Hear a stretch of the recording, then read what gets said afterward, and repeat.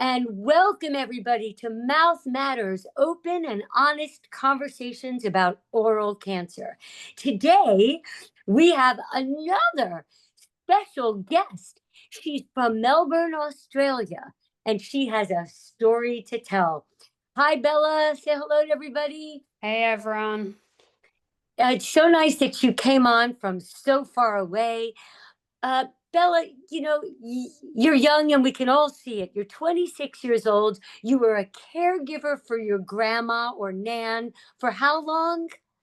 Yeah, for 8 months. So Nan found out quite late in the piece that she had mouth cancer. So she was diagnosed with stage 4 mouth cancer. And so she fought for 8 months with a lot of bravery and courage and a lot of grit and strength. But yeah, it was 8 months across 2022. So you quit your job and you became a full-time caregiver for her? Yeah, it was an interesting period. I was actually a semi-professional cricketer at the time. And so I had been across to Ireland to play a season of cricket, and then I had actually come across to Buckinghamshire in the UK to play a season. And when Nan was diagnosed, I decided not to come back across for the 2022 season. And I moved in with my nan, and yeah, created a special bond and got to look after her and bless her for her last 8 months. Bella, that takes an incredibly special person. Not everybody would do that at the age of 23. So, what is it about you? Where did you get that kind of compassion? Did you learn that from your parents? Was there a moment or an experience you had that taught you that? Yeah, definitely. I'm from a very big family, so I have 5 siblings. I think one of the people on the call, Joe Fitzgibbon, that's actually my mum and siblings watching from, I think some are in Australia and some in New Zealand. So it's great that they've joined. But yeah, definitely growing up, we were a very tight-knit family. And when Nan was diagnosed with terminal mouth cancer, her wish was actually to stay in her home. She wanted to have the comforts of her home. She didn't want any restrictions on visiting hours with friends and family. And she just wanted to enjoy those conversations with each of us. There was 16 grandkids at the time, and I think 8 great grandkids, and then just wanted them to be, jumping on her bed and that kind of thing right till the end. So I decided that I would be able to work with the palliative care team and ask as many questions as I could, learn as much as I could, and then care for Nan as best as I could. So there were other family members that would join in and help out with different meal times and those sort of things. But yeah, I moved in with Nan and would stay overnight with her and share a lot of special times with her. But also, we know with mouth cancer, it also brings some really challenging times as well. All I can say is that anybody who's done what you did and step in to be a full time caregiver, you've actually taught your entire family and all your friends about what it means to be family and what it means to support somebody in their time of need.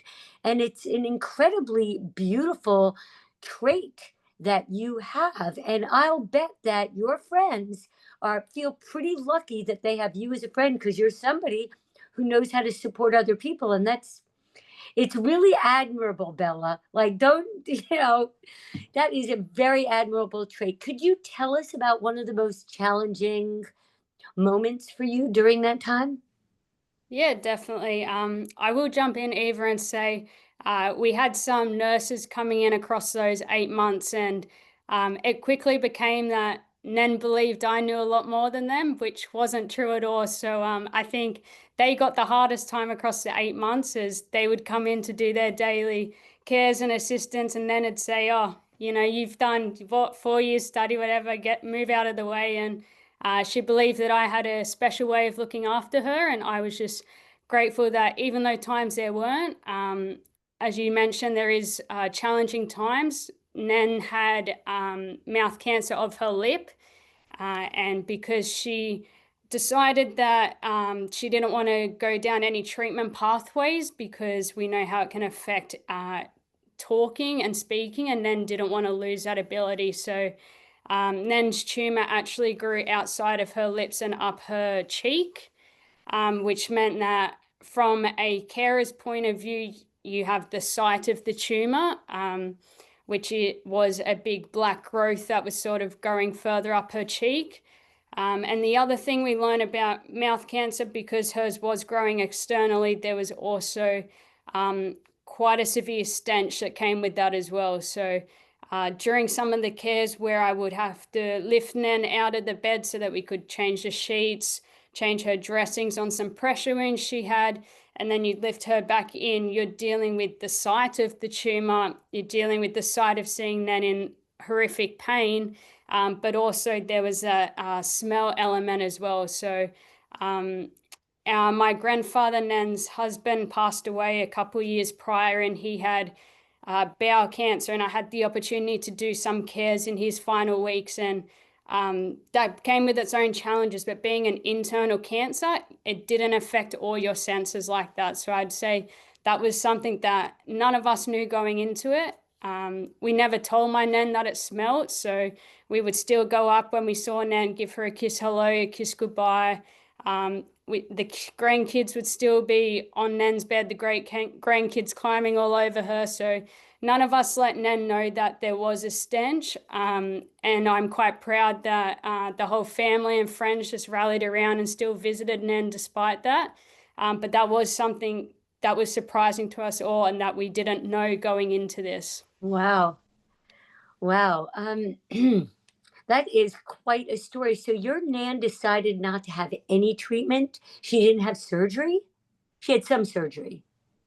She had 2 short rounds of radiation. So Uh-huh. they initially thought that Nan would survive for 12 months, and they spoke to us about if she had 2 short rounds, it would just increase her ability to continue eating and drinking independently for a little bit longer, so that she had that strength to be around family, create memories, give her last bits of wisdom. So she had 4 days in the April just after she was diagnosed, and then she had 4 days in the June, but no surgery, no chemotherapy.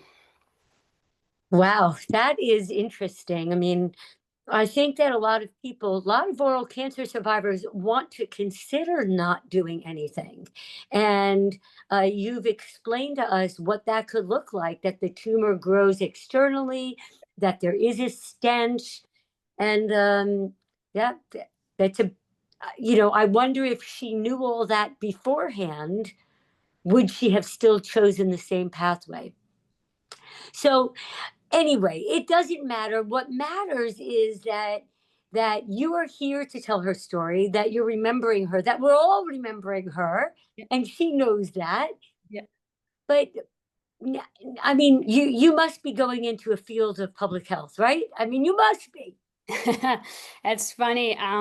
Throughout Nan's final weeks, she would meet me with each day. She would say, "What are you going to do after this?"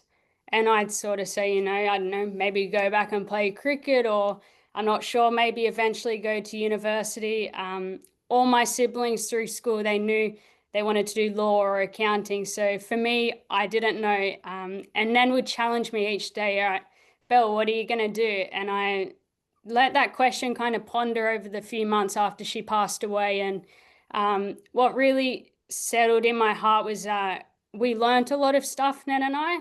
There were things that probably weren't the correct way of doing things that we decided would be our correct way, different ways we were going to clean her tumor, keep her comfortable. But there were also things that I couldn't solve for Nan. And so I set on this journey. Like you said, I went to university and studied health promotions. I was really interested in the advocacy and building awareness. I'm working in a different health not-for-profit in Australia to build on those awareness and advocacy skills. And then the other part was working in public health. So I've just enrolled in my public health master's degree in Australia so that I can further my education and understanding as I continue down this path. And part of that, I set up the mouth cancer charity in Australia.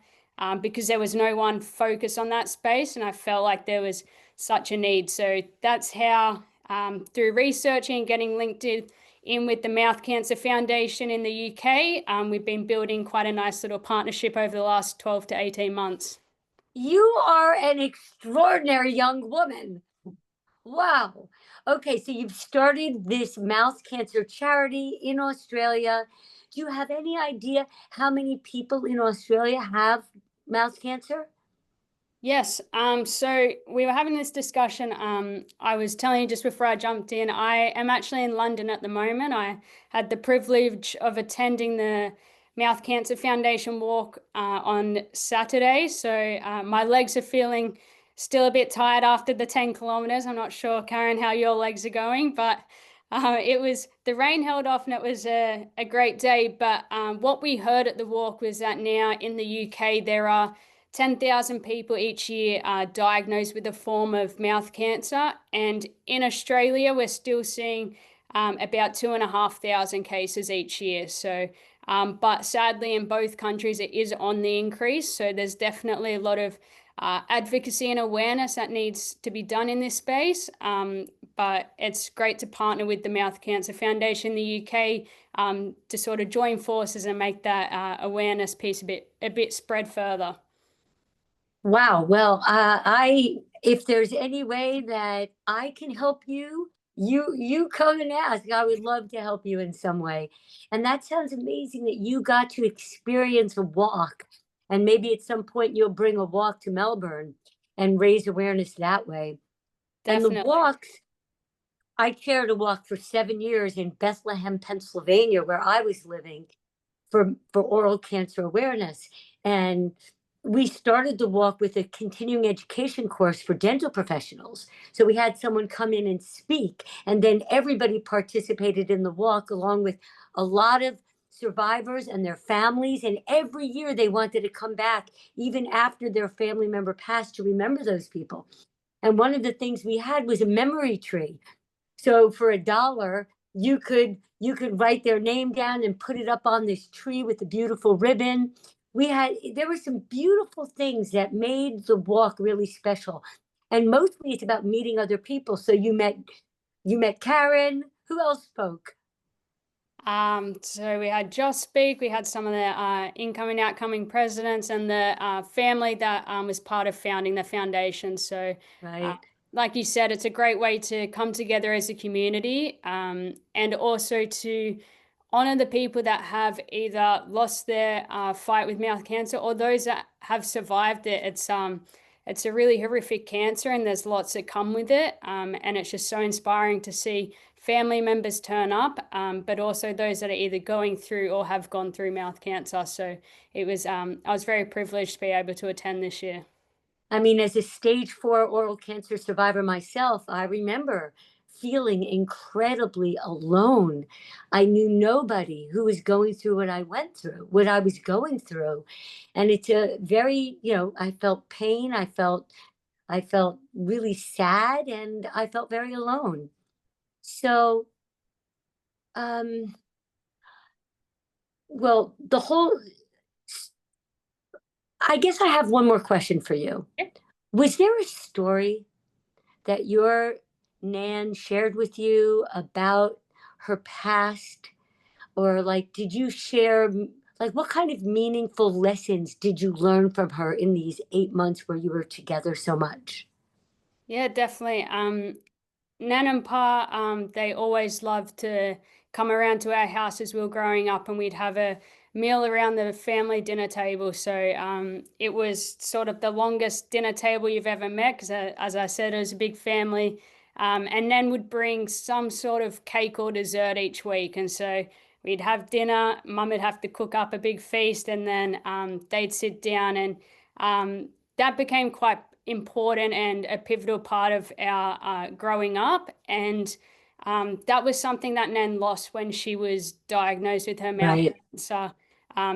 I felt that both physically and theoretically, she lost her seat at the table as the cancer grew, and she couldn't eat independently anymore when she had to move to a liquid only diet.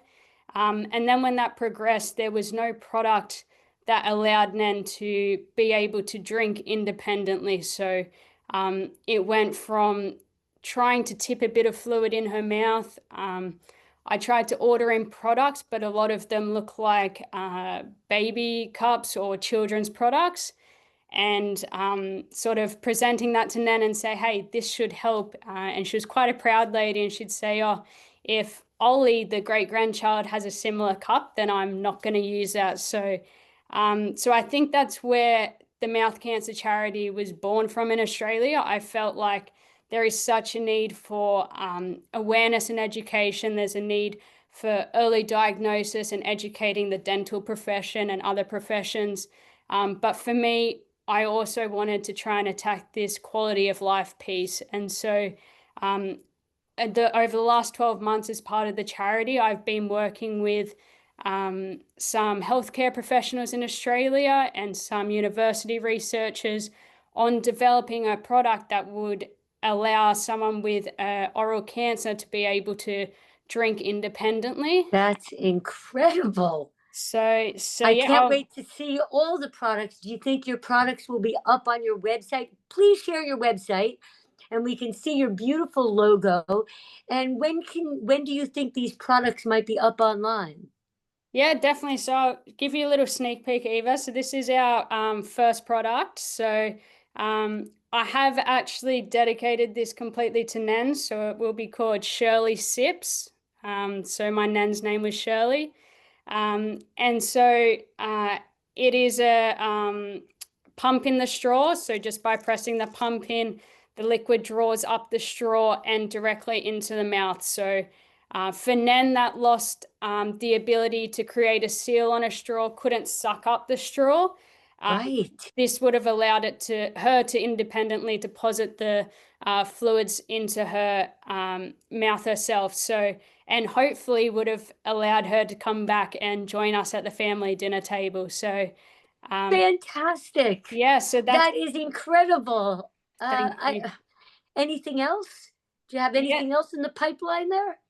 There is some more utensils and those kind of products. So this product here is going through its final stages of hospital grade testing at the moment in Australia, just to ensure it can sterilize completely, it's completely safe before it goes out. And the idea is that by the end of the year, it's manufactured and ready for purchase. So it is completely dishwasher safe.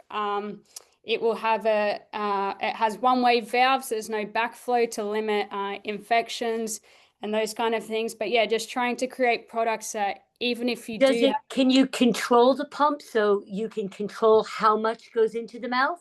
Yeah, definitely. So there's if I hold it side on, there's a receptacle that holds what is half an adult's mouthful. So one full pump, once the receptacle is full, will be half an adult's mouthful. But if you do half a pump and so forth, you can decrease the amount that's coming out. So that's been a really big piece over the last 12 months, but it's incredible to see and to hold something physical, which has all stemmed from Nen's question of, Belle, what are you going to do with this? So that's the first thing. So yeah. Wow. So your Nan's legacy is going to live on. Definitely. So, and yeah, hopefully once this one hits the market later this year, we can progress down our other products and get feedback from those with lived experience as well as we keep progressing the products. Fantastic. And are there any questions? If anybody has a question, we have one more minute. Please put it in the chat. But until then, Bella, it is an honor, a privilege to meet you, to talk to you. And all of us survivors can't wait to see what you develop and how far you go with the Mouth Cancer Charity in Australia. Thank you again. Any other thoughts or questions? Anybody? I am looking at the chat. Don't see anything because I think, Bella, you covered everything. You just knocked it out of the park. Thank you to your family for raising such a beautiful young woman who is so attentive, dedicated, and creative. So thanks again. And goodbye, everybody. We'll see you soon. Please share the recording with everybody you know. And good luck. You. Thank you. Take care, Bella. Bye. Bye.